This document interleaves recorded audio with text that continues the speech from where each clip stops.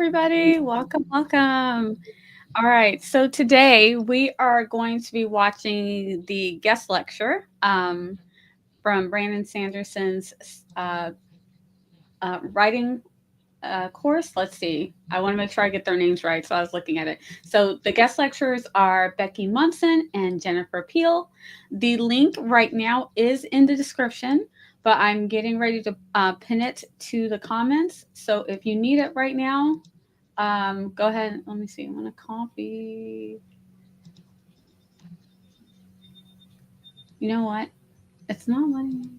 There we go. All right, so I'm gonna get ready to drop the link and everything into the description for you guys, so you know exactly where we're going to go. It is on YouTube, but you have to get to it via Brandon Sanderson's website. So it's going to take you to Brandon Sanderson's Dragon's website, not Dragon's Tail, I was going to say it, but it's actually going to brandonsanderson.com, and then it'll be blog, and it'll from there bring you back to YouTube. So don't freak out if you're like, wait, this is not YouTube.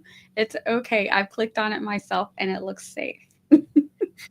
Yes. So, in the meantime, while I am getting all of that done, I'm going to let my fabulous study buddies go ahead and introduce themselves to you. We're going to start with Becca and we'll swing it around. My name is Becca C. Smith, and I am a self-published author and a YouTuber. And my book that is now used to be Little Family Secrets is now Grandma's Little Secret is going to be published by Inimitable Books, so that's exciting. And it's going to be published at the beginning of the year, so that's stressful. So yeah, I've just been editing, but and that's it. Yay, that's me. Esther? By next year, Becca's gonna be a hybrid author. Yeah. I mean, technically, I already am because I did publish the Ghost Whisperer, the graphic novels. Right, But that's I right. don't know if to count those because they're graphic novels, they're not like Why would you? prose. But still, it's still I know. traditionally So it's like when people published. say like that I was like, well, technically, because it was published by IDW, which I think was distributed by I think it might actually still be Simon and Schuster, same as Inimitable, but it's yeah, so I never know what if I should bring that up or if I just am like, because I mean it's not Do bring prose. it up. But it's still, there's a Yeah. lot of like YA and middle grade traditionally published authors who do graphic novels too. That's true. That's true. So, But it's so long ago own too. It it. was like 2007. Own it. Oh, that's right. It's yours. You did it. Yep. Season Uh, published author. Yes. Besides hyping my friends when they don't believe in themselves, I am Esther Maria Duhar, a Puerto Rican writer aspiring to be a hybrid career author. I do have a YouTube channel where I mostly do lives on Fridays, and I write contemporary romance under a non-disclosed pen name, and I also write under the fantasy umbrella. I like to write a lot of things. I don't make my life easy. Yeah. And you're here on my channel. I'm Nia, the Vixen of Fiction, all over the internet. I have been on a late spring/summer break, but I'm easing myself back into things this month. So you'll see me doing some streaming here in August, and then I will be back because I've got one more vacation trip to take at the end of August. Hopefully, I get to see some friends. I'm excited. And so I do have one more vacation to take, and then just like when school is back in session after Labor Day, I will be fully back in session. It's going to be like a rude awakening Yes. Oh. to get back into all of the things. So I will be doing 2 of my night write streams this month, and they're mostly going to be reevaluating, looking at what's actually done that needs to go ahead and get published. I have a couple things that I know are finished, but it's like letting go of them to send them to the editor. Uh, Right. I'm never ready. I'm like, wait, I can fix a little more. I can I do a know. little something else. And now I found out that M dashes are bad. So I'm like, did I use an M dash? I want to make That's sure I did. so funny, that whole It is thing about hilarious. people going like M dashes means AI. I'm all like, I know. I'm like, did I use an M dash in something? Because I used time. Like, come I on. used to never use M dashes, and I didn't Same. start using M dashes until I Same. joined AutoTube, where I Same. learned when it's appropriate to use an M dash versus my favorite thing, which is ellipses. I love me some dot. Oh my gosh! So right, so I'm like an ellipses queen, and I'm like, oh my gosh, I'm Maybe using it's our ellipses too generation or much. something. Maybe so. Because I don't remember M dashes growing up. Me either. No. Me either. We always use the ellipses. So I'm Yeah. like, oh no, I'm using all these ellipses. When should I use an M dash? So now I'm going to go back through all of my work, everything I have published, and make sure I don't have an M dash, because especially I don't use AI for anything. Especially I will a little bit leave them with in. my. Like, you don't need to delete them. I am, because I didn't even want to use them in the first place. That's my point. That's so funny, because I felt the same way. Like when I first sent it to when I like hired a professional editor and stuff, and they went through and I was like, why are there so many? Why did they like? I've never used an M dash in my life, and that they kept changing my stuff to M dashes, and I'm like, ugh. I'm like, what's wrong with my ellipses? It says what it needs to say. It works. She was talking and he cut her off. ... You know that? Yes. And they're like, no, M dash. And I'm like, oh, okay, I guess. And now they're like, oh no, M dash is evil. And I'm like, wait, what? It means you're writing an AI. I'm all like, whatever. How did this happen? So now I'm like, I didn't even want to use an M dash in the first place. So going back to that, I know I didn't like, literally my current book has no M dashes in it, but we'll see if the editor put them in. Yeah, leave our ellipses alone, okay? No. We were right, and now look. Okay. So I have to go back through my works and see where I'm at with. I do publish short stories under NB James, so I'm going to go over, and I've got like 3 things that I'm sure are just about ready to go, but I kind of left them, so I kind of forgot what was happening with them. Oh yes. So that'll be fun. That'll be fun to reopen all of that stuff. So I'm looking forward to it. I've been getting the writing itch has been like definitely coming back to me, especially taking this class. It's made me really like, but it's really it's made me want to dive into like my high fantasy and my sci-fi. I know. Like, I don't really have time for that right now. Do I have the bandwidth to do that right now? True. I know. So, I'm feeling the same way. I'm like, maybe after Grandma's Little Secret, I can like go back to Cacao Peak. I still have it like on my freaking thing all the time, staring at me. Yeah. So we do have some friends that are hanging out with us. Hello, Jocelyn and Des. Hello. Eva is here to hang out. And yeah, please enlighten me on the M dash.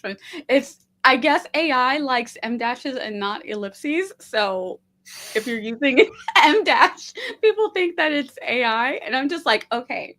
For my pen name, I will use AI to help me do to like fast track some editing sometimes.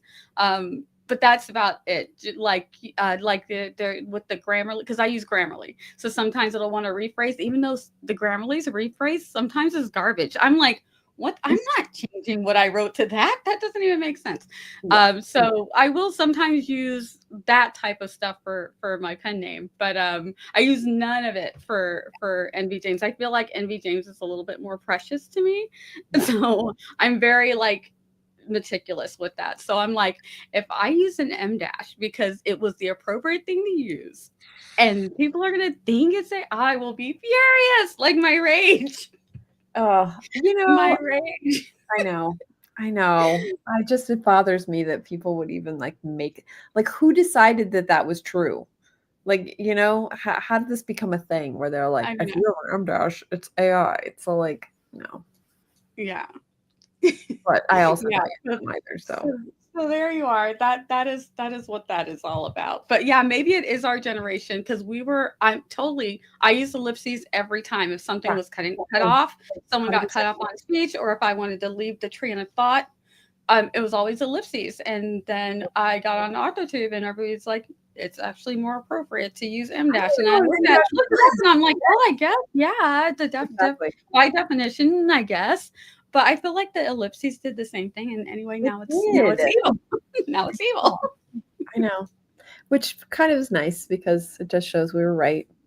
We were right. We were right. Okay. So, guys, I have what we're doing today is that we're going to be watching the guest lecture, which is on YouTube, but you've got to go through Brandon Sanderson's site to get to it. So I have it linked in the description and it is pinned up in the chat. So we're going to play our sprint. I think this one is an hour and 13 minutes. So the timer for where we are at is going to be up. Again, these are not regular sprints. So if you do need to do regular sprints, we do have some friends that stream on Monday nights. So Ben Pick is streaming. Our friend Holly Davis is also streaming. So if you need to do regular sprints, like I need to do, those time sprints where you get things done and then you take a break, go hang out with our friends over there. Watch this on another time when you have time. But if you want to take the course, this is what we're doing. So I'm going to have a timer up, and it's going to mark the minute marker where we're at. Some helpful tips are if you need to take a food break or a drink break or a bathroom break, and you pause and you need to get caught up, go ahead and put it up to like 1.2 time, 1.25 speed on YouTube. It will speed it up until you get caught up to where we are. And if you automatically watch at a faster speed, Esther does sometimes. I did one time too. So if you automatically watch at a faster speed, go ahead and use that break time because you'll be done before us, and then you'll be able to see where we're at in the video. But I'm not going to change the speed on the video. That way, if anybody wants to come in or watch at any other time, they'll just know where we're at. So we're going to be watching according to the timer via regular speed. All right. And Esther is grabbing something to eat right now. Okay. It's like the Oxford comma debate. It's always it really is. And I'm all for the Oxford back and forth on that one too. Like I never put the comma, and then now I put the comma, and I'm just like, look, this is why I need an editor, because I don't know. Do it for me. Yeah. I always put the comma because when a weird thing I used to do when I was in my English classes, which my teachers loved, is that I used to be able to break down a sentence. Like if my teacher wrote down a sentence, I used to be able to say prepositional phase, comma, and just like break it down like that. And the teachers just thought that was really cool. So I always use the comma because if you're saying Susie, Jim, and Sarah, and then it's Susie one thing, and then you say Jim and Sarah, it's like they're doing they're grouped to themselves. So in my brain, that's the way it operates. I get it. You have to admit, though, also our generation grew up without the comma. The comma the comma feels newish. And my teacher always thought that was so cool that I did it because she said that feels right. And I'm like, in my brain it is right, but it wasn't necessary. You hear it in your head and you see it, you're like, oh God, I have to put that comma every time because exactly it feels like it's like I know I'm saying and because I used to break the sentences down in my head like that, I always saw it. So I'm like, do you guys not see that you just grouped them together here? I know. Ooh, the pizza is here. I had that for lunch. My son got there's one of those authentic pizza places not far, so my son got DoorDash. He goes, does anybody want a slice? And we're like, of course we do. I hope you got a good pizza. Hello. So it's a pizza day. I love it. Yum. So that is what we're doing. This is how that's gonna work. Yes. Oh my gosh, Esther. Bacon. Oh my, you had me at bacon. Bacon and pizza. All right. So I'm going to pop up the timer so you guys can see it. Everybody grab a seat in our classroom. We're going to get ready to get started. I want to make sure I have the video pulled up.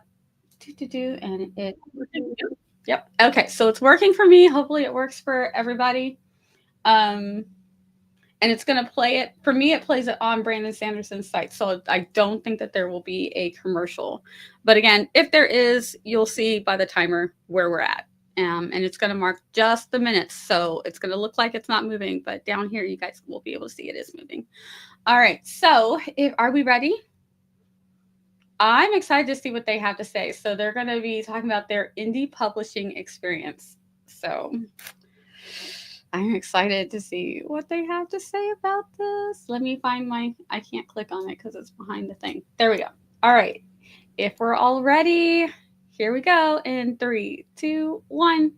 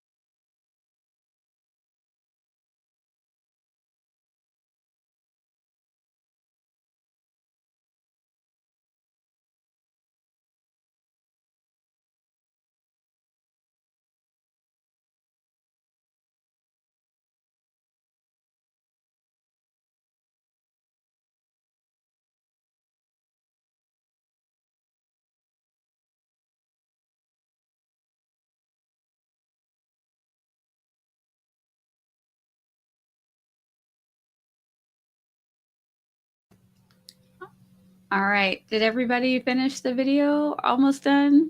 Yes. All right. I finished it a little bit early because I sped it up just a tiny bit, and I was like, "Oh, wait, let me wait till 1:13." All right, let me drop it down. I'm gonna remove the timer. All right. So this was the guest lecture, and it was broken up into two parts. Brandon asked them to talk about romance because his class, some people want to write romance, but he doesn't teach romance. So he asked them if they could split up their lecture to get. Feel like they were talking about romance. It just felt like they were talking about regular story structure, like to me. Yeah. Like, and so sort of was like, okay, like he's already covered this in the first 5. You know what I mean? Like, Yeah. I felt like there's a lot of the character development. A lot Yeah. of it is the same thing. So I guess in a way, they're kind of like re-emphasizing some things. But I with a more about that but part, specifically romantic, because they're throwing out terminology for them, especially they're probably very new to it. So the MMC, FMC things, terms like that they might not, be familiar with. So I'm gonna actually go back to those first notes. But still, there were a couple of things that were very specific to romance. So like the meet cute, and I like that they say meet cute and mid cringe, because a lot of the first the meet cringe, not necessarily are the most positive, but they're still the first meet on page, and kind of like what kind of like gets each other in each other's head. Like it's like, oh, that annoying person that I keep thinking about for an entire week or something like that. And it was just like a meet cringe situation. Yeah. And I think I'm gonna use that. I think I'm gonna use that too, because I do that sometimes. I do like a good meet cute where everything's just like, oh, just all. But I also like the meet cringe where everything's going terrible. Yeah. Yeah. I also did like that they said that a romance book cannot just be them falling in love. It's them falling in love and overcoming obstacles to be together because they want to be together. And actually the other thing is like, and this is what distinctive in romance is, the character growth happens because of the love. And that's why in the genre has to have a happy ending or a happy for now, because it's dependent. If the character growth is not attached to the romantic love, then like they said, it's women's literature or it's just plain old literature. Yeah, women's lit. And if you're killing people off, that is a tragedy. I like to emphasize that because I too have been duped, and they did talk about one day, and there's other stories like it, that I'm just like, this is not a romance, and it is infuriating because you feel like something bad's gonna happen, but you're also like, but this is dubbed a romance. This is a romance. So even though you feel like a bad thing's about to happen, it's dubbed as a romance. So you think even if a bad thing happens, they're still gonna end up together. If someone is riding their bike and gets hit by a car, not gonna say what that's in, but they mentioned it. You think, okay, but they're going to recover and the couple's gonna come together. No, if they don't, it's a tragedy. I'm sorry, but I totally agree. That is no longer a romance. And I have literally, one show got me, but I had to go back and it was not billed as a romance. And I was like, oh, it's got me, but it looked like a romance. So I just thought that it was. And it was so sad. This couple goes through all of this stuff to get together. There's cultural differences because they're American versus, I'm not going to say what European, but it ends up being a tragedy. But she overcomes, and I'm like, this is great women's lit, but I really wish that I had been mentally prepared because I was very sad by what happened. Yeah. And then to find out it was also a real story, I was doubly sad. I was like, no, this actually happened. So yeah. people who, when you're going in for a romance, that's what you want, and people think, well, then there's no surprise. No, the surprise is how you're writing the story. Yeah. I Yeah. feel like, so there's enough surprise in there, twists and turns, make them unique, but at the end of the day, like they said, they need a happily That's the ever after or a happily for people now. still don't get that that's the fantasy in romance, that That is the everything is fantasy. gonna turn out well. They're gonna, and no matter what they have to go through, they're gonna end up together. That's the fantasy of Yeah. it. Yeah. Yep. Why And people are that's reading. the comfort for romance readers. They Exactly. just want to go through this journey, no matter how tragic it is, with the comfort that they're gonna end up together. Yes. And if you So take I'm that comfort, you're betraying the reader. Yeah, so I'm really glad that for an audience that this might be an introductory to romance to them, that they really Mm-hmm. emphasize that, because especially as a new writer, you think, I'm going to do something new and innovative, and I'm going to have them fall in love, and then I'm going to like kill one of them, and we're like, that's not new and innovative. That is a tragedy, or a tragic women's lit, where the growth is what the person does after the death of that person. That is not a romance, though. So I'm glad that for this new audience, especially because they're fantasy and sci-fi writers here, so they're thinking, oh, I could have some really cool ideas. If your cool idea is to kill off one of the two main romantic, one of the two people in the romantic coupling, that is not a cool idea. Just know that Mm-hmm. right now. Yeah. Yeah. Or just call it something else, because it's Yeah. not a Yeah. Exactly. Or if you're gonna do this, like, oh, they're not, this relationship is not gonna last, it's gonna be another one, don't spend too much time in it, because then the readers are gonna get like so attached to it that they're mm-hmm. gonna reject the person they actually end up with. Like, Yes. there you can have characters that have uh backstories and they have relationships outside of the one in the book. They just cannot be the focus of it. Yeah. Yeah, there was a rom-com that I saw, and it had Priyanka Chopra in it. And Mm, so for the very first scene, it is her with this guy that she's absolutely in love with, and it's very sweet. And it has a, and obviously she doesn't end up with this guy, but it ends very tragically, right? But you get to see them very, very lovey dovey, and just like, oh, aren't they the sweetest? But it's over so quickly that you don't get attached. Right. And if you're gonna do that, it needs to be that quick.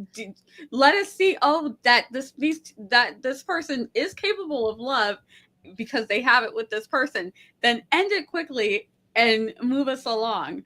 And mhm. I think that part of that particular movie was done very well, because I was like, oh, aren't they the cutest? But they're already together, so I have a bad feeling. Yep, there it is. It wasn't about them, but it's Yeah, so quick that you don't get a chance to get attached to this very wonderful guy who's just treating her lovely. Isn't aren't they cute? yeah. Also, I think it was nice of Brandon to be like, "Hey, add a section about romance for this uh writers who want to like romantic fantasy romance, or fantasy whatever Mhm. they want to do with it, in a lecture that's specifically sci-fi fantasy." Yes, I Like, love that. that was very nice of him. Like, he didn't have to do that. Yeah, yeah, he didn't. But I think he said he had seen them lecture on these things before, and he liked it, so he trusted them to do it. For me, it was very Cliff Notesy, but that's because for me, I know I'm writing. I think we're all writing in this genre to some extent, so it feels very Yeah. Cliff Notey, even though there were some really good nuggets that I was like, oh, okay, let me jot that down. I did take a lot of notes, but it felt like, for me, because I've not been really writing all summer, it's almost Mm. like a refresher course that this is what you're about to get, especially with all the marketing stuff. And we can move from the romance to the marketing. But it really felt like a good refresher, that every time they said something, I'm like, oh, that the non-fun part of Before, writing that I've got to get yeah, back into when they're talking about book funnel and before, book club and emails. bef- And I'm just like, Yeah, before we get to that, I did like they mentioned tropes and micro tropes, Yes. and that they are really good to layer the story. Because there's this, and this is gonna carry us to the marketing. There's Yes. this really misconception of like tropes are just a marketing tool, and actually they're more of a story plot structure tool than the Mm-hmm. marketing one. It's now used with marketing because readers are more used to the trope jargon that we Yeah. use. And I It's really not one of it's never been a marketing tool. It's always been a story plot character structure tool. yeah. And I like the way that they really broke down the importance of tropes to a sci-fi and fantasy audience, especially because a lot of times, even though there are tropes in sci-fi and fantasy and they So use them, many. they don't like to say that they do. And so, and you'll hear a lot of times, especially when you're Yeah. in our realm of things, they're like, "Ow, tropes! They're romance people using tropes," and like it's a negative Yeah, but thing. then So they're tell you there's my story is about this guy that da da da da da in 100 years, and I'm like, so you're writing a chosen one? No, never. Like, no, I'm not.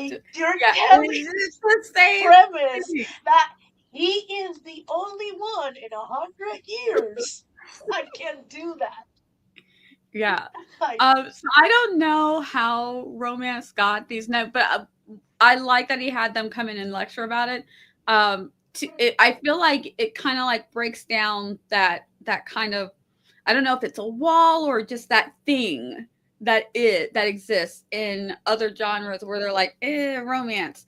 Romance is huge. It is a huge seller. It's not going away. It's not going to end. It will probably never stop being the top tier as far as what readers are looking for. So to have them come in and give their lecture on it, I think that kind of like breaks down that kind of I don't know what that, barrier.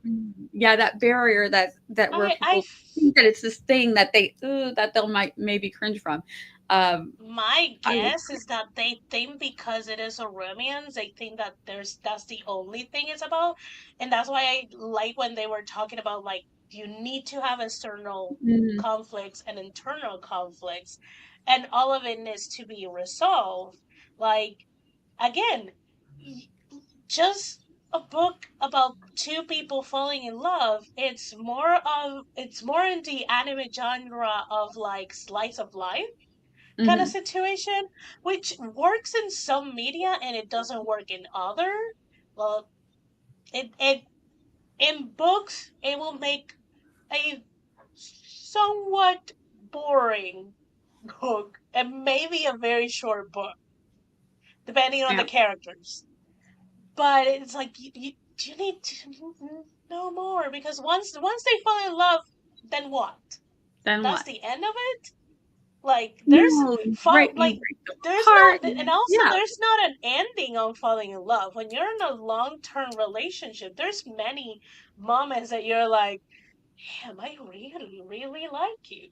Man, I do love you. yeah, Huh. yep. And that happens throughout your relationship, and that happens in books too. When you're like, yeah, I'm like That's the person. dumb for That's this my person. person. Like Yeah, that's my person. I'm stupid in love. Do anything for them. Oh my god. So I did. It wasn't like groundbreaking, but it had like a good nuggets in there. I do have a lot of gripes with the other side of the presentation, the subpublishing, and I'm like, Yeah, especially ew, because this with the should have been marketing, like they were two acting lessons. they like with the marketing in particular, the stuff that they brought up is stuff that, and they even kind of clarified this, but like it's stuff that I also did when I started in 2010, and it was Mhm. the golden age actually started in 2010. Like they came Yeah. on the last wave of it. because Mhm. it really died around 2015. So she got on in 2014, and I think probably because she's did romance, she was able to keep going with it. So it was very interesting to me that they were saying things like TikTok they don't use when it is the number one way to sell, or the number one genre on TikTok to sell books is romance. Like they're like, oh, you might have better luck if you're sci-fi, paranormal, whatever. And it's all like, no, you get lucky if you have the sci-fi romance, because that's not the number one genre on TikTok. I know Oh, because I thought they said romance. What did I wrote? I wrote something. They say she said, fantasy, romance, and mystery Yeah, are popular fantasy. in Yeah. and TikTok. she said they don't use TikTok. Yeah. I So, wonder if their books are non-spicy. but Because non-spicy I romance are having trouble on TikTok. none of the people I know are having trouble that do sweet romances. They're doing really well. And it's like, but that's what I'm saying, is that it's like they talk about how they want, how, you have to stay on it, you have to keep going, you have to like make sure that you adapt and you think, but it does seem like they're a little bit reluctant on the TikTok. Yeah.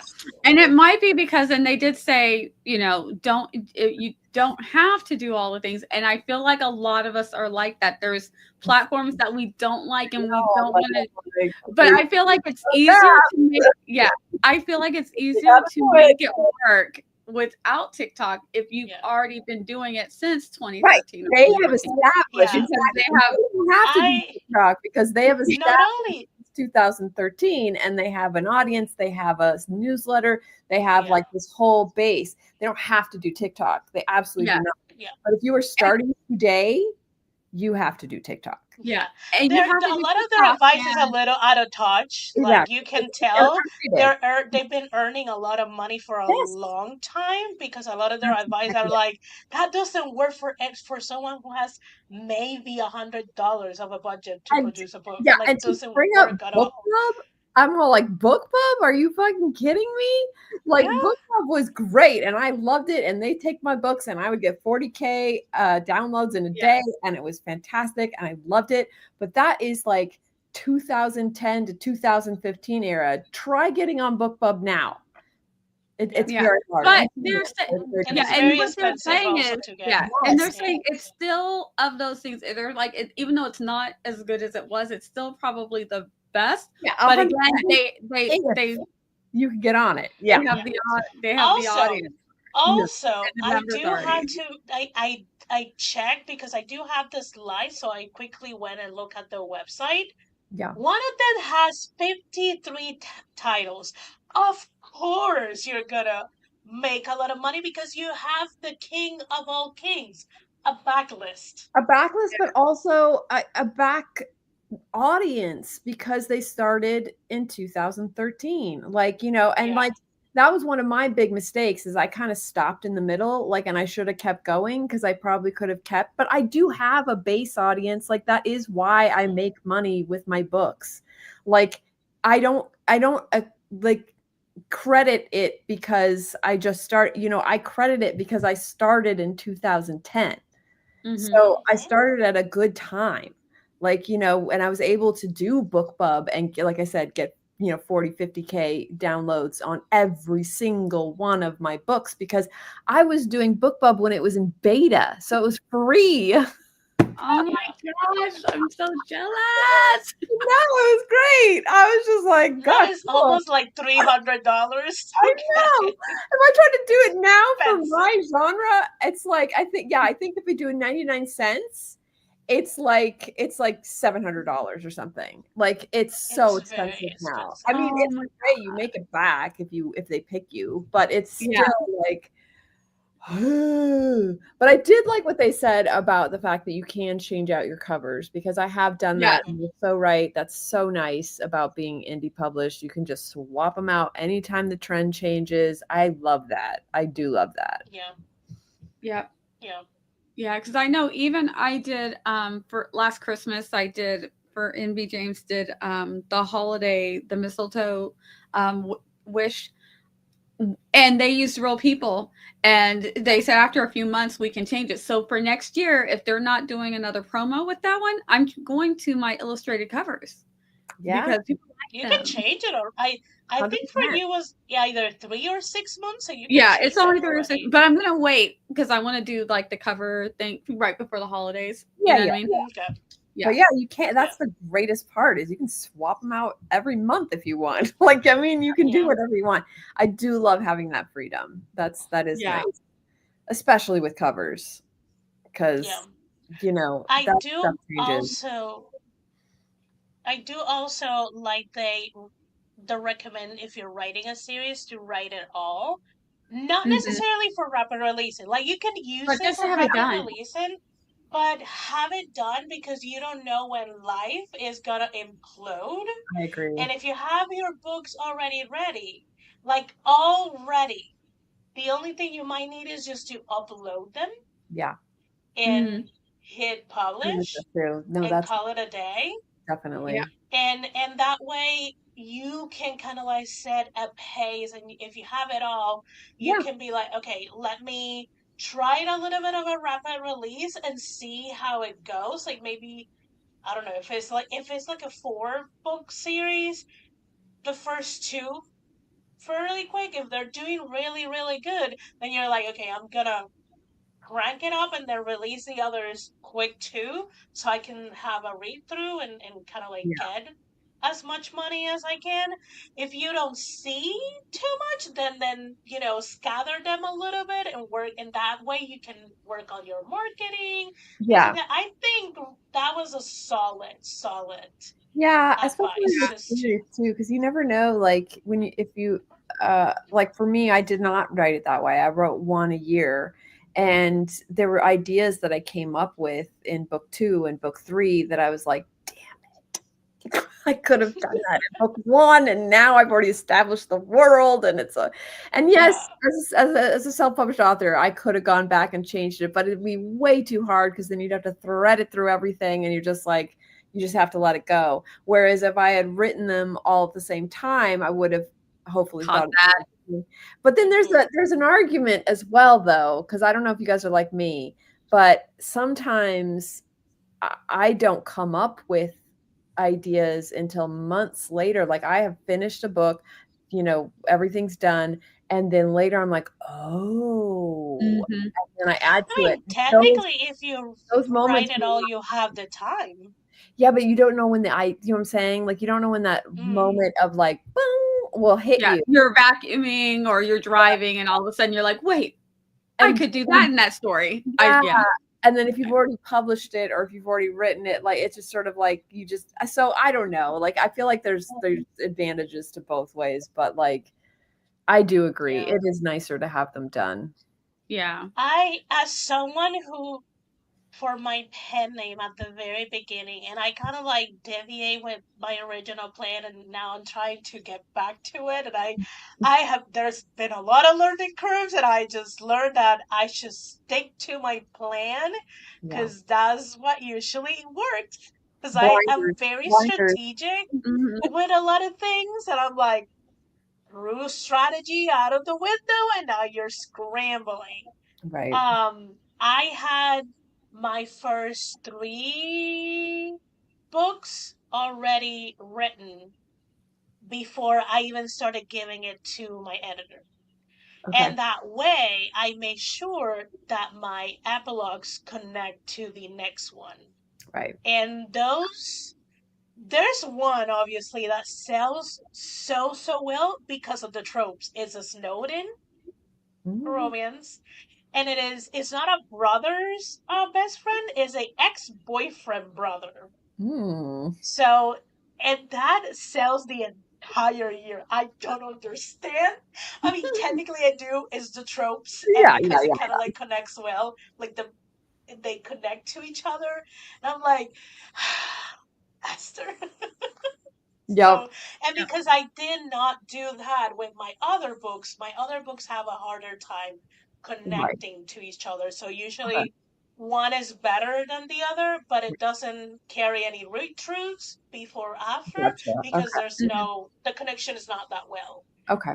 So if you kind of like need the space and the time to think through the entire thing, and you need to like have a drive, to a vacuum, I don't know, go to the mall, see a couple of movies, do that, and then know you're when it's like, gonna hit is my problem. Like I think I'm done. I think I'm good. I think I'm like I got it where like literally even like the book that I'm publishing with Zara, I had the ending written because I wrote the screenplay first and then I wrote the book and I was like, I'm solid with the ending. This is good. And then I was at Comic-Con and I like thought of like not different ending, but adding to the ending like thing. And so I'm glad that that all this happened because I probably would have self-published.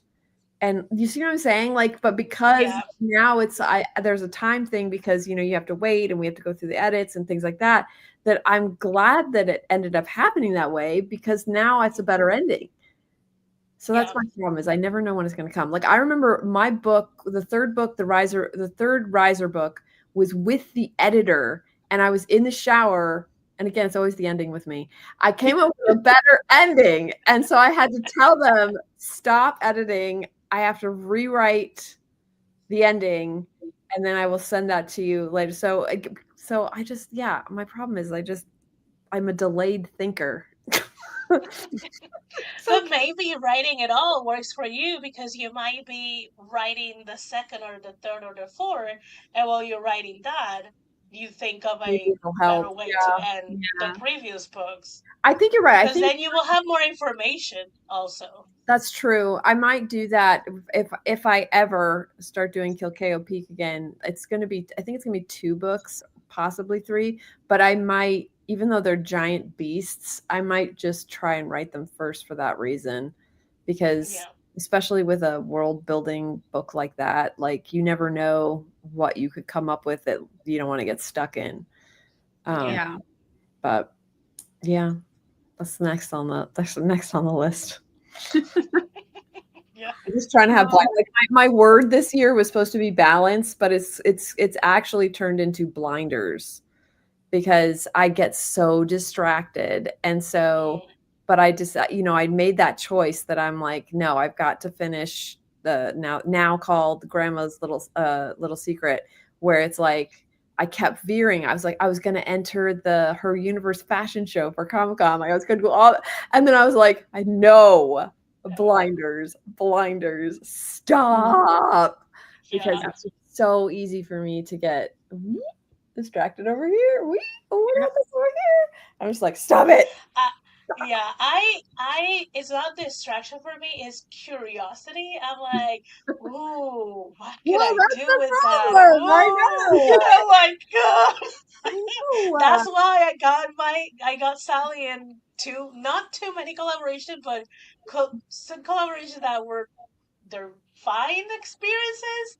And I told all of the people that like know Sally, I'm like, Sally's not gonna do any collaborations anymore. She's gonna stick to her guns and Blinders. Yes. Yep. Stay focused. Stay focused. It's yeah, hard when you're a creative person it's to stay focused on one thing because Yeah. your brain just naturally wants to create. And Yep. like you mhm, said, curiosity. It's all like, ooh, what if I do? Ooh, and you can't yeah, help it. It just mhm. naturally goes there. It's hard to make yourself route back and be like, no, finish. You got to finish I this mean, project. this is why I have so many pen names because I'm just like, Hmm? Hmm? Hmm? it, Yep. it's Yep. like I think they're I had to called get rid of pen lemurs. names. That they're like whoop, and kind of like, and I'm just kind of like that. So I'm Yeah. like, okay, I need to make some pads so I can do that, but within a specific rail. Yeah. Yeah. Yes. So anytime I'm like, okay, does it fit one of your pen names? No, so we're just gonna move on. Yep. Focus on I had to get rid of pen names. This year, my year of reevaluation. okay. So because I've had so many things happen, and Mhm. I feel myself reverting back to um Okay, so I'm like nearing that empty nest phase. So I'm like, this is my time to do whatever I want and figure out what I want to do. And so it's like, I'm going to focus on just writing and art. And then I had a grandbaby and I feel myself reverting back to, I want to bake and I want to do all the things. And I want to go on a walk with my grandbaby. You know what I mean? I'm like, I'm reverting back to stay at home mom. I'm reverting back to stay at home mom. Oh. And it's great. And my daughter's like, do you want to keep him some days? Because she's got to go back to work. She'll have a situation where she'll be able to bring him to work with her. But when she can't, she goes, and I'm like, I want him. So now we're working out a schedule. She goes, what days do you stream? Because she's like, this is very important to her. Because she's like, Mom, you did everything for us. So they have, like, when I say my family has been the most supportive, but she goes, I can see it in your eyes, Mom. And I'm like, I know. And I'm not like, I want to bring him. I'm like, no, you know how I feel. And she goes, I know you, Mom. So we balance each other out. She goes, I'm not going to bring him over too much, but also if I go 2 days without seeing my grandson, I will literally text her 2 days since seeing baby MJ. And she's like, okay, we're coming over. Oh, I love that so much. So now I knew that it was going to be reevaluated because I could feel it happening where you guys were there. You guys saw she became my whole focus again. Like she's my baby. Like, hello.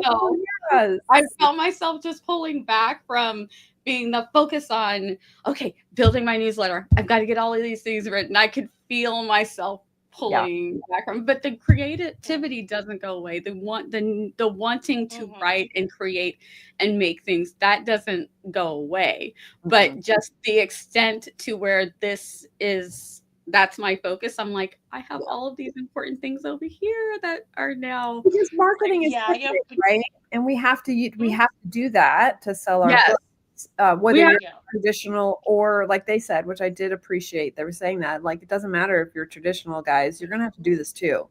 And it's like it's of course not, even though it can be fun, it definitely can be fun, but it is never the true heart of what creative people, like, we love to create worlds and stories, and like that is what gets every part of our brain and bodies going. Like the marketing, it can be very exciting and fun, especially when it works and you're just like, oh my God, I got, and you make money and you're like, oh my God, this is even better. But like nothing hits like that. Yeah. Also, there's a limit to what marketing can do.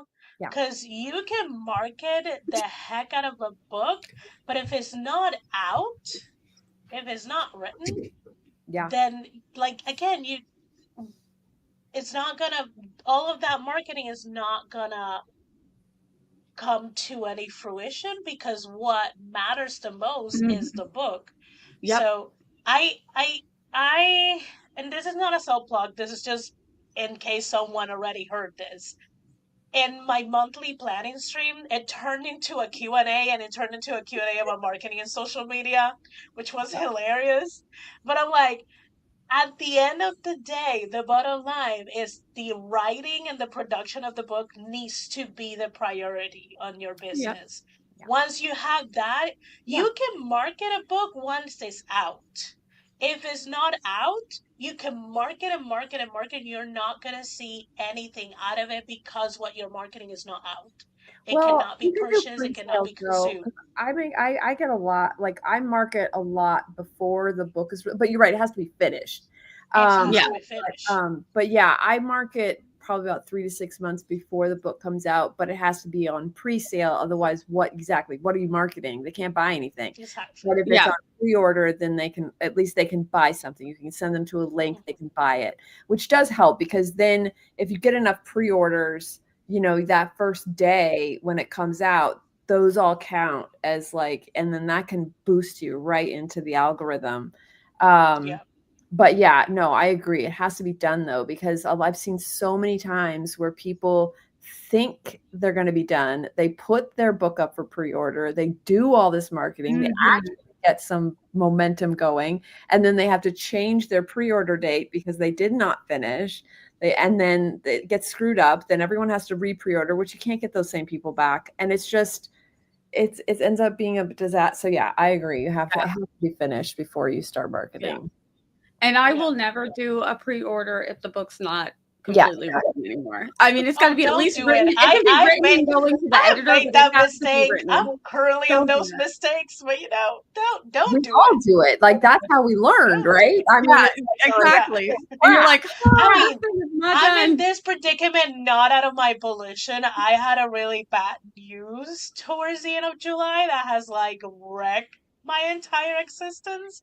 So I had to like move a lot of things around. It's gonna get done. It's just gonna be very painful.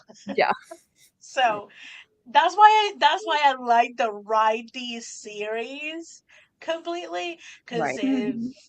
the rock gets like pulled under your feet and you like have a really horrible fall, literally or just emotionally or mentally, then you're already covered. The book's already done. Yeah, Like Yep. you don't Yep. you that's not an additional absolutely. stress Yeah, for you. that can be huge. Yeah, like Yeah. me this week because I have to finish. Yeah. That is so scary to me. I'm like, no, never again. Mm-mm. Mm-mm. And I I mean, was, I usually I will never have even got set it. up pre-orders after the book is done, but Yeah, no, yeah, I did that for the holiday book last year, the mistletoe book last year. And I was never in danger of not finishing. That's the thing. But it still was in the so back of my head. stressful. I'm well, like, I'm on track with this book, but because it's a pre-order, and it's not just a pre-order, it was a pre-order with a collab. A lot of So people. I'm like, and mhm. at no point was I ever in danger of not finishing it. I I was was on schedule with it the whole time, but still just in the back of my head and just that anxiety that what if I break my leg and I'm in the you know what I mean? And so, my schedule gets off and then I'm up against the line and just like, yeah, no, that I too much pressure. Too much pressure. I know. Not gonna Yeah. can't do it. Can't do it again. I mean, I've The been there. I have uploaded a book like an hour before the deadline, so do not recommend. Yeah, do. Oh god, oh my No. gosh. Esther. that'd be so stressful. 2025 has like it's not done and it's still giving me a lot of lessons. This is why I'm like, I am sticking to my plan. That's it. Oh, it's Oh blinders. my gosh. Okay, so the other thing that I wanted to talk about was email lists. I agree that probably the best way to do them is if you have a book out, have that teaser that gets people to sign people up for your email. But that for me has been the hardest thing because it's Have you tried book funnel? I have a book funnel now. And when I Because- have a freebie, I will put my freebie up there. Yeah, because honestly, that's how I've been getting how it's easy to get people to subscribe that are genuinely there for your books and stuff. Because if you go down, I mean, once you get more from, did you just sign up or just are you familiar with it yet? Or I'm not familiar with it yet, but I've I you've did I seen use like no, I haven't used it, but I have it. I've gotten it. it's Yeah. just basically the Have way you to done do the group it. The promotions? best way to do it is with the promotions, but like with newsletter specifically. Yeah. And then it's like because then you can just be like this last July I just made Riser free and put it on a couple of different promotions, and you just automatically just from doing that and putting it in your newsletter and putting the link and like on your socials and all that stuff, which people are usually pretty happy about, free books. You get like a couple hundred subscribers, so You it can just even do that. every month you just grow and grow and grow and grow and grow. I am lazy and I don't do it every month and I need to, and I'm going to try. That's my blinder moment, right? I'm going to try and build before the book comes out. Yes. So yeah, but that's honestly the only way I've been able to grow fast is through book funnel. That's the only way for You me. also can do samples because this is something that I tried with Sally the last 2 weeks, like halfway through July. So I did a couple of things. I did two sales promos. One, it was just like a normal sale. The book was like normal price. It's just like, hey, so Christmas in July for my holiday book. And then the other one was like, you can have the book at 99 or 199, and they will promote that for like 2 days, and that's it. And that's what I did for the holiday romance, and it got some purchases. It's not like out of this world, but it got it kind of like back into the algorithm, because again, holiday books kind of like peter out in January, February, and it's really a lag to get them moving again until mid-October, November. And then what I did, because Sally's still doing short romances, I put samples of a few, not bestsellers, but a couple of books that are moving quite well. So I was talking with Dee, and Dee's like, as long as you don't go over what Amazon already shows, you will be good. And that has gotten my newsletter, like in a day, I got like 30 new people. And I'm like, what? Yeah, if you can do like a combination of those things, just keep on growing, because and then what's important is that because I used to be able to get newsletter subscribers, but they were like, it was like through like I'm going to give away this Kindle, or I'm going to give away this whatever. And those aren't readers. They just want the Kindle, so you're not really building a strong list. And so it wasn't until BookFunnel that I was like, okay, these people are looking for sci-fi paranormal. They're looking for, that's why they're downloading the book. That's why they want to read it. So yeah, it's just, especially if you have a specific genre and books that they, that they want to read. Yeah. Anyway, but yeah, so I do agree though, newsletters emails. Yeah, the email. Yeah. Because when she was talking about, because it's going to cost you, and she's talking about don't cheap out on some things. One, I will always pay for an editor with every book. Same. The other thing, I would definitely 100% be willing, because I don't even like to read my own emails. I am like so email averse. I don't understand. I try to understand people's love for emails, but I don't get it because I don't like emails. So I'm like, that would definitely be something that I would also budget in to pay someone to do this part of the emailing and stuff, email marketing and getting people to sign up for my email. That is something for me personally that it would be money well spent, because anyone who's emailed me knows you have to message me and say, hey, check your email. Right. And I will go specifically to look for the email from you and avoid every other email. Yeah. Like, I'm like, I don't get it. So that is the one area I'm like, because I don't have an understanding of it, it's the one that doesn't click. Like some people are like, TikTok doesn't click for me. I'm like, well, TikTok's kind of easy for me. You know, not that I do great on it, but I know what I'm doing when I'm over there. Same thing with Instagram. Yeah. And I do decently with YouTube when I want to, so because they click for me, they make sense to me. In email doesn't. Email to me is that thing to avoid. I only send newsletters, which you've done newsletters. You do newsletters. Yeah. So it's the same thing. So just focus on newsletters. Don't think of them as emails, because emails, people don't read their email. You're right. I mean, they'll see it as junk. But in a newsletter, like either they want to follow you and they want like they care about what you're writing and what you're, because they want to read it. Then that's all I mean. Like I don't do emails either. You're just collecting emails, but it's just for the newsletter, because then you're just announcing, and that you do great. Your newsletters are fantastic. So it's like, oh, thank you. I'm like, I love your newsletters. They're so like aesthetically beautiful too. So like, so that's the trick she's used us to get to write them. Yeah. Get them, to make them pretty. But that's the thing, is that's what I'm saying. Use BookFunnel for. Don't worry about just getting a list of emails, because you're right. I don't write emails. Like I wouldn't even know what to write. But a newsletter, you can kind of, this is what I'm working on, and you have pictures, and you can do this and that, whatever. And then that's how you're, bringing people in, because you're essentially just doing like a YouTube vlog on a piece of paper, Yeah. Yeah.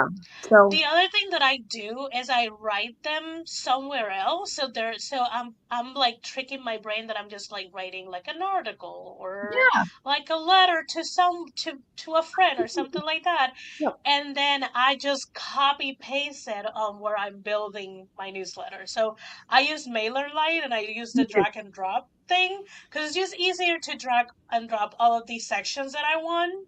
And I'm then just to kidding. copy paste all of my text, just add the What do you pictures, when you add start? the links that I need. What do you do, Esther, when you start to get close to the? Do you like? Are you at the point where you have to pay MailerLite? Isn't it like No, 1,000? So that's why I'm it's saying 1,000, but not yet. I'm reaching that point, and I don't. Check Kit.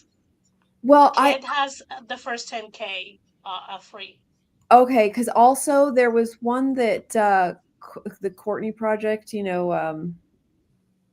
Doesn't she use Flowdesk? She uses. I think so. Is that what it is? Flowdesk. Because I Yeah, think that's Flowdesk Flowdesk. is It is a a month. It's a monthly, monthly. but it's unlimited. Yeah. So it's like they just I'm looking at it now. It's $35. There is a free version, but I don't know what their limit is. But they have I think it's the same. 1,000. okay. It's $35 a month, but everything.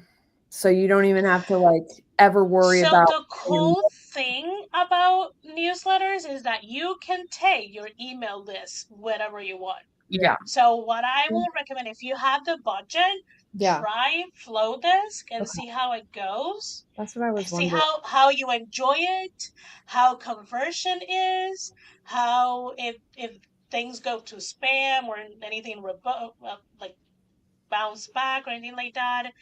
And if that doesn't work, I do know because I think Dee recommended it to another person after she did some research because she wanted to change a couple of things for one of her pen names. And ConvertKit, which is now Kit, is giving 10K on the free plan. Wow. Okay. What is it? Can you spell that out for me? Kit, K. KIT.com. I think it's .com. It used to be ConvertKit, and people sort of hated it because it was kind of like very archaic looking.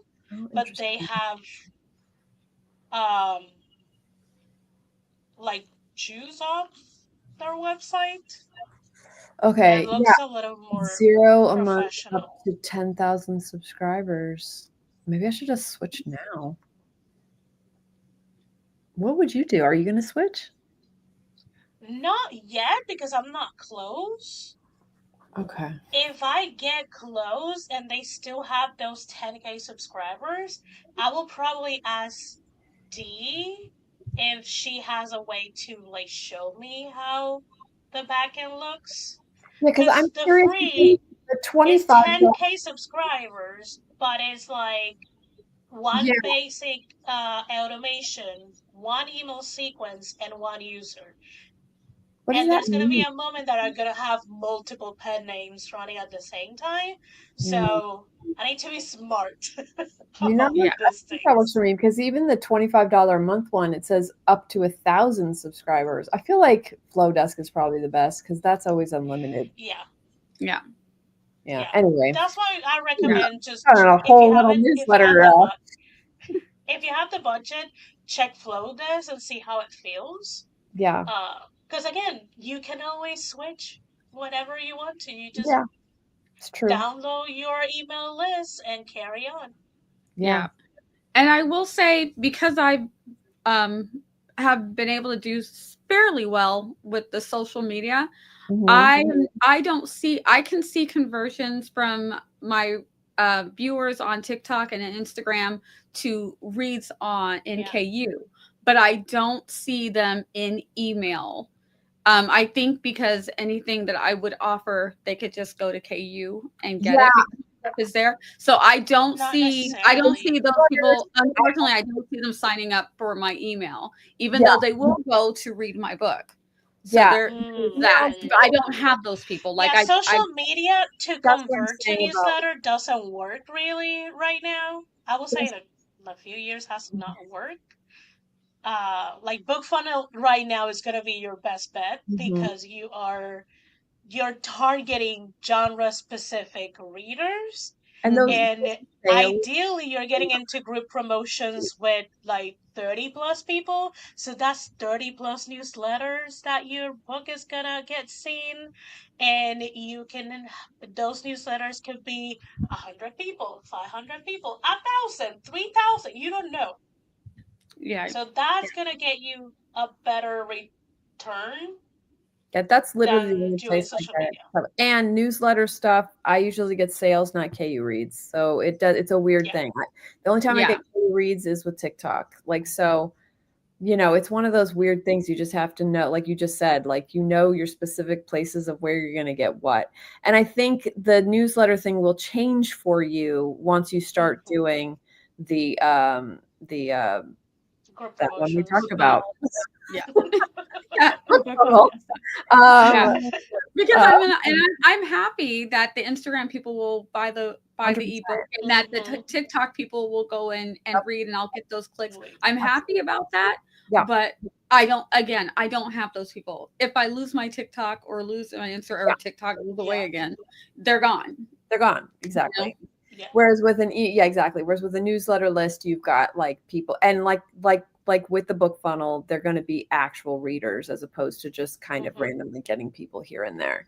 So which is why I'm like moving Sally slowly, because Sally was very social media dependent for a lot of time.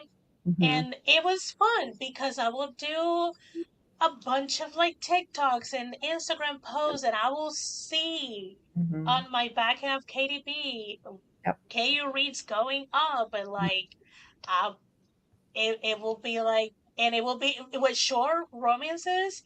It's very hard to get a lot of money out of your KU because there's so little amount of pages. Yeah. But then like having a couple of bucks on that day on books that are like 50 pages, 60 pages, that means that it reached a lot of people. But you end up being a slave of social media. Yeah. It's just like, it's hard. I like and also the hamster to the algorithm and to what's catching at the moment. Because I remember being backstage with some friends. We do these backstages kind of like this, but we're not on screen. And we were just like looking at our KU stuff, and I saw something, and I'm like, "What does this number mean?" And they're like, "That's how many books are sold." And they said, and I said, "What does this number mean?" They're like, "That's how many clicks and reads you got." And I'm like, "Are you kidding me?" And I went back to see what it was. It was from a TikTok. And I was like, what? So it works. And I'm just like, I was blown away. I could not believe it. This planner, I do have a month that I did an entire month of like TikToks just promoting, I think it was 3 of my books. Yeah. And I will write like what was on my KDB, like how many views I got on the TikTok, any likes, any saves, any comments, anything like that. Yeah. And I could see what was working or not. And I'm like, no, absolutely. And if you have one viral, and that's not even like crazy viral, just like 100,000, you get like it just turns into like just great money. Like, you can get like $2,000, $3,000, $4,000 just for that one TikTok. So, it's definitely worth it, but it's still a lottery. It's still gambling because you don't know. Because then you do that same thing again and it does nothing. Yeah. It's just literally about just like, and that's where the burnout happens because you're just constantly posting and posting and posting. And which is fine. Like for me, like I've taken a break because I knew I was going to build up to this. So I think, and for me, I'm actually probably going to push Dream Diaries as well because it's in that same vein. It's almost like Grandma's Little Secret is kind of like the prequel.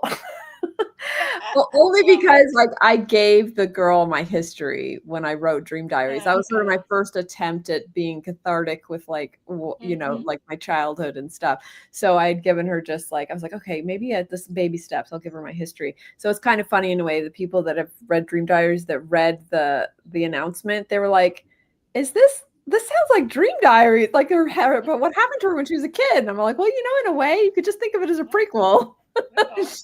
Yeah. But so I think I might be promoting that because I have 2 books in that series. And so like, and it's in the same vein. And if I can keep that going, then maybe that can turn into, so it's just like, Yeah. I had to Snowball. finish the book first, which is this week.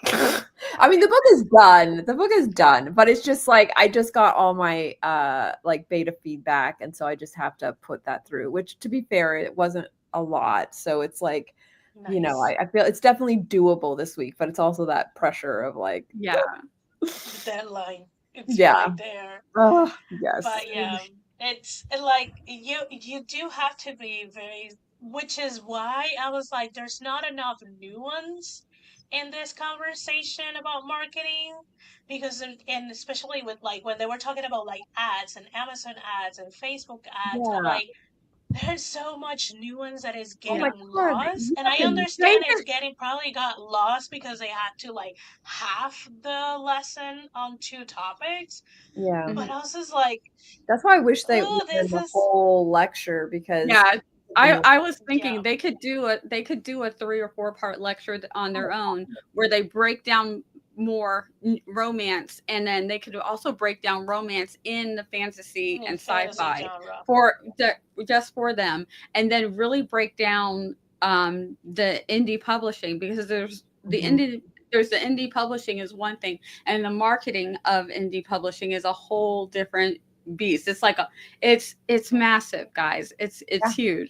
And also So marketing on TrapPub, because if you don't yeah, know what TrapPub can do for you, what their marketing team, what their sales team, what their Yeah. publicity team does, I don't even know you if they're don't just you're slapping gonna on the go website. into it and you're gonna be like a deer, like looking into a car headlight and be like, Well, Can someone tell me what to do? a And lot of your literary traditional agent might be able and or not. but a lot of traditionally publishing houses don't do anything for you. They just slap you on their A lot website. of the time they don't. Yeah. So it's like you definitely have to know how to market your books, which is good. That's why I think hybrids do so well because Mm-hmm. especially when you've been, like just years of, trying and failing and trying and succeeding and trying and what kind of works and what doesn't, and a lot Yeah. of it is gambling because it's just yeah, like sometimes it works and sometimes it doesn't, even if you know exactly what you're doing.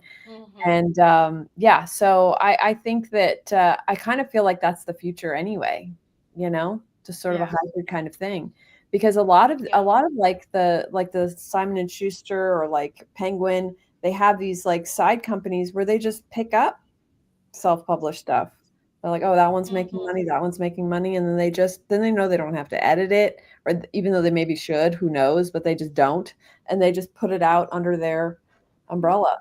yeah. And On I a new feel like it's cover, yeah, Mhm. I feel like it's second good for edition. the author as well, because if Yeah. you're used to that grind of I've got to do all my Mhm. own marketing, I've got to do all my own social media, I've got to hit the email with the newsletters and all this stuff, Mm-hmm. and you have a publishing company that's going to slap you on their website and maybe set up some signings for you, Yep. you're winning at that point versus someone who's only ever trad and they don't know Yeah. about how to do the social media. They don't, or they do the social media and they go out there and they say something that they really shouldn't have said, and then mess everything up that Yeah. has to then be fixed.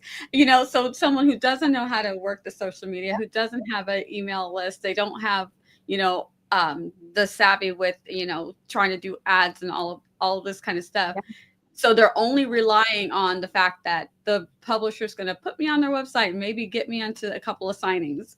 And then they're like, "What's going on? Why is it not And working?" signings are a gamble because a lot of the Yeah, times the authors are the ones doing their tours, not the Yeah, not like the I'm gonna not the go like for house. sure. Like I'm gonna do it myself in Los Angeles. There's so many bookstores that I know personally that I'm just gonna go to, and be like, Mm-hmm. hey, whatever, because like I mean that is the nice place about living in a big city because I don't have to go on tour. I could just yeah. Like Do a mini tour and is do a right in mini here. tour. We, oh we are we are at tour. yeah. This is it.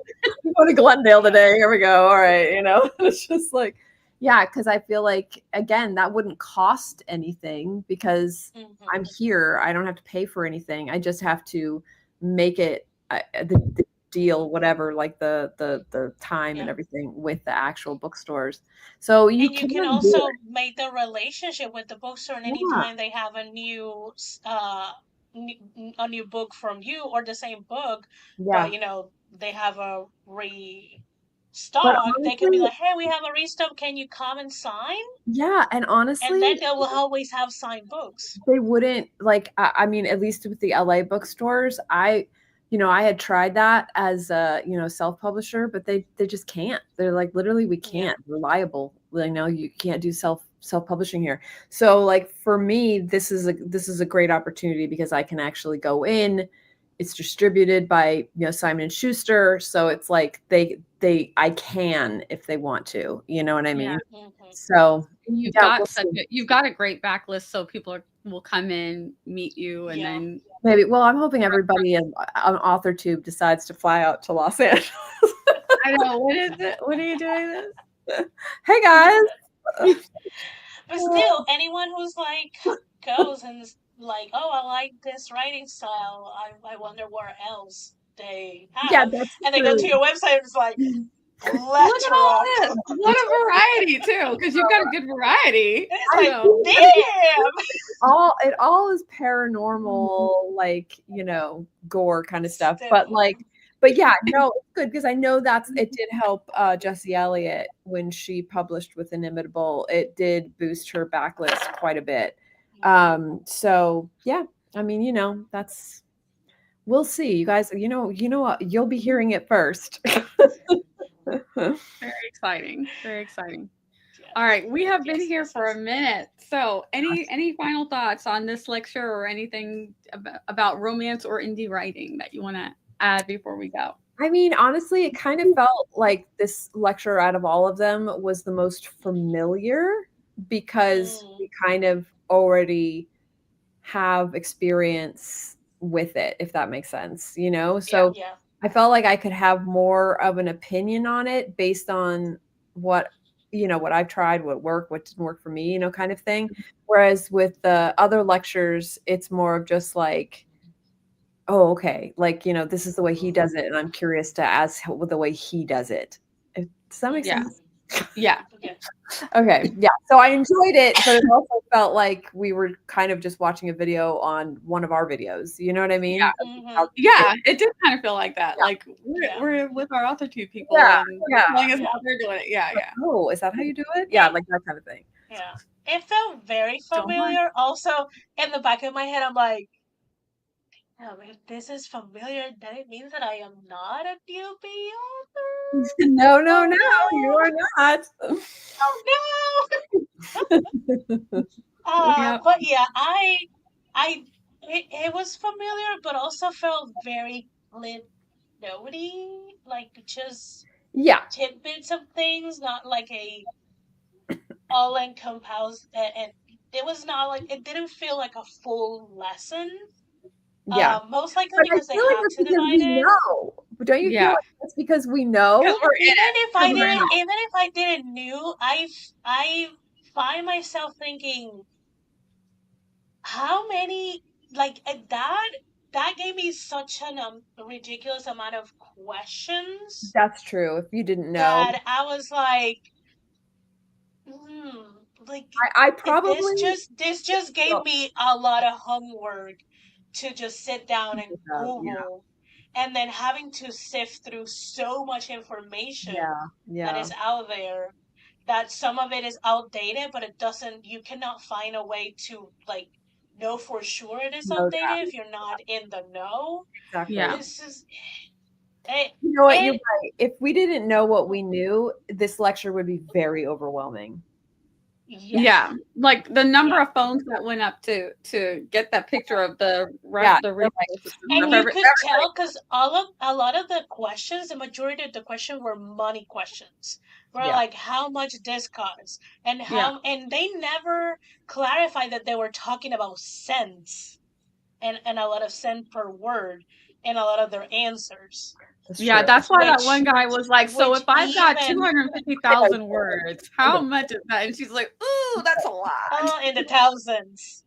Yeah. And even be a lot. then, the quotes that they were using for like the 75, 80K, they are still paying over $1,000 for Mhm. Yeah. those edits, whether it's dev or copy edits, Yeah. because of the right.